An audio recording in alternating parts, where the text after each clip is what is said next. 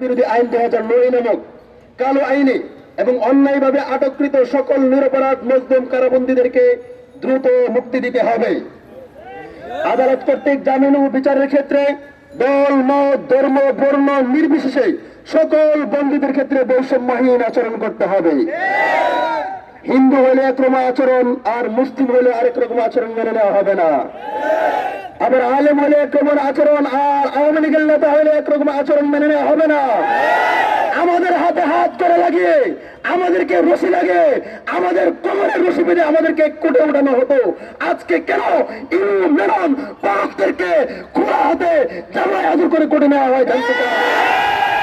যারা তাদেরকে সুযোগ করে দিয়েছে আমরা বলবো তোমরা কি আওয়ামী লীগের দালালি শুরু করছো নাকি? আমরা মানি না। আমাদের কোমরে রশি লাগিয়েছ, তাদের কোমরে রশি লাগাতে হবে। আমাদের পায়ে লোহার টানটাবিড়ি লাগিয়েছ, তাদের পায়ে লোহার টানটাবিড়ি লাগাতে হবে। দ্বিতীয় দফা, সন্ত্রাস বিরোধী আইন 2009 নামক কালো আইন অনতিবিলম্বে বাতিল করতে হবে।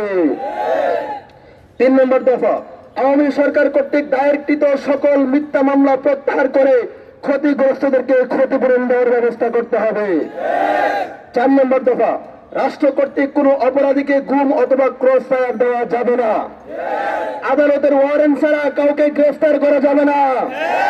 বিগত দিনে যারা গুম ও ক্রস ফায়ারের সাথে জড়িত ছিল আলেপদের মতো তাদেরকে বিচারের আওতায় এনে সর্বোচ্চ শাস্তি কার্যকর করতে হবে।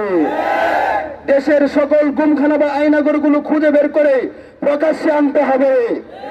তাছাড়া খুনি হাসিনা পতনের পরের দিন সকালে কাশিমপুর হাই সিকিউরিটি কারাগারে senior jail super Subrata Kumar Bala কর্তৃক যে নারকীয় হত্যাকাণ্ড চালানো হয়েছে সেজন্য তাকেও সর্বোচ্চ শাস্তি দিতে হবে এবং নিহতদের পরিবারকে ক্ষতিপূরণ দিতে হবে। এখানে একটা কথা না বললেই নেই, র্যাবের মহাপরিচালক বলেছিল তাদের কাছে নাকি আয়নাঘর নাই। আমি বলবো, আমি র্যাবের কাছে অবশ্যই আয়নাঘর আছে। আমাকে র্যাব 1-এ 40 দিন আয়নাঘরে বন্দি করে রাখা হয়েছিল। র্যাব 1 আয়নাঘর আছে, র্যাব হেডকোয়ার্টার আয়নাঘর আছে এবং বাংলাদেশে যতগুলো চুক্তি নাটক সাজানো হয়েছে প্রত্যেকটা নাটকের সাথে র্যাব জড়িত আছে। শুধু তারা তাদের পড়াশোনার জন্য এগুলো করেছে। 5 নম্বর দফা, 2013 সালের হেফাজতে ইসলামের আন্দোলন থেকে নিয়ে 2024 সালের বৈষম্য বিরোধী ছাত্র জনতার আন্দোলন পর্যন্ত বিভিন্ন আন্দোলনে যারা আহত ও নিহত হয়েছেন তাদের পরিবারকে উপযুক্ত ক্ষতিপূরণ ও তাদেরকে রাষ্ট্রীয় স্বীকৃতি দেওয়া হবে। সমন্বয়ের উদ্দেশ্য বলছি, আপনারা মনে করছেন 24 আন্দোলন শুধু আপনারাই করেছেন, বিষয়টা এমন নয়। বরং এই আন্দোলন সূচনা করেছে ওলামায়ে কেরামের পবিত্র রক্তের মাধ্যমে। সুতরাং ছাত্রদের হত্যার বিচার করা হবে, আলেমদের হত্যার বিচার করা হবে না। এই জাতীয় বৈষম্য করা হলে কিন্তু এই দেশের কোটি কোটি ওলামায়ে কেরাম আবার বিদ্রোহ করবে। 6 নম্বর দফা, কারাগারের সকল বন্দীদের জন্য বৈষম্যহীনভাবে মৌলিক অধিকার নিশ্চিত করতে হবে।